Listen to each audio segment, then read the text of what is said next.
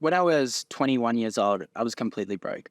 I had some successful businesses in the past, selling Instagrams, whatnot, made $30,000, thought I was amazing. And I ended up losing it all. I launched a cafe, completely failed. Anyway, I was living with my parents at the time, and I finally hit my winning businesses and were making a lot of profit. But the most interesting thing happened. I felt more poor than ever because every single dollar that I was making was just going into inventory, and the cash would come in and go straight out. In that situation, for a first-time entrepreneur, it's very hard to see the light at the end of the tunnel, where you can finally buy the things that you've always dreamed of as a kid. So when I got approached by some people to buy the business, and I remember them sending the email, and I just read it, and it was like $16 million plus a little bit extra.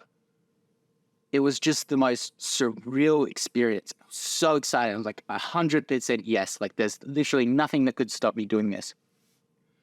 And I think that it's really important that people understand that there's multiple reasons to sell a business.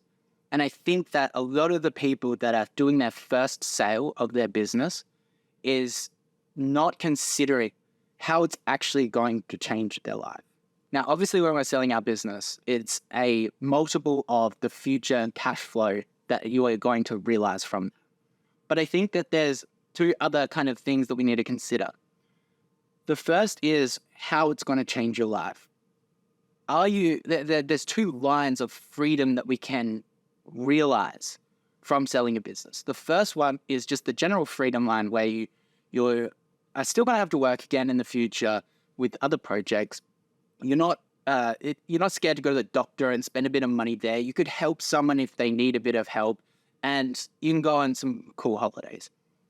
That is an amazing feeling, but I think that a lot of people can realize that through the future cash flows that the business is going to produce for them. And a lot of people freak out at this point where they're like, oh, but what if it doesn't last 3 years, 5 years? I was constantly told that my businesses were going to fall off a cliff in year 2, 3, 4, 5. It was only until, and this was one of the main reasons I wanted to sell, it was only until I sat down with a mentor that truly knew business at that scale and how big businesses could get. When I surrounded myself with like-minded people that have a first-hand experience of where I was, that he said, this fear will never go away. It's so rooted inside of you.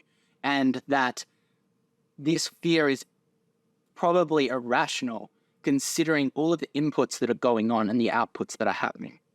Anyway, the second line of freedom that you want to achieve is this self-actualization line. This line where you can do absolutely anything you want, work on absolutely anything you want. You can solve any problem. You can help anyone in any way that you want. And this line is just so much greater than selling a small dropshipping business with your first sale. It's true. And I think that a lot of people are thinking that this $1 million or $2 million exit is going to completely change their life. Now, I'm not saying that $1 or $2 million isn't a lot of money, but at the same time, I'm saying that it's just not going to produce the life that you think it's going to, because you are going to have to take that money. Unlike a large exit, which we'll go through the numbers, you're going to have to take that money and you're going to have to reinvest it into a product that you don't know that you have product market fit for.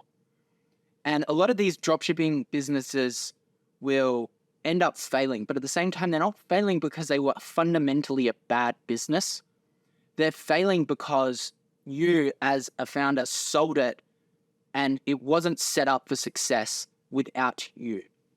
And I've seen some people that just stick with these, I shouldn't say dropshipping business, but e-commerce businesses for a long extended period of time and have created amazing results because they've developed a product flywheel. They've just constantly iterated that and they've built a brand. But I think that if we're doing the numbers, if you're going to invest, if you're going to make $2 million on an exit, there's no point putting that in the S&P. Like, you're going to make $150K a year if you're going to invest $2 million after tax into the S&P. That's just not enough money for probably most people watching this video. Whereas if you look at something more like, if you're going to invest $10 million into the S&P, that's $750,000 a year on average, adjusted for inflation.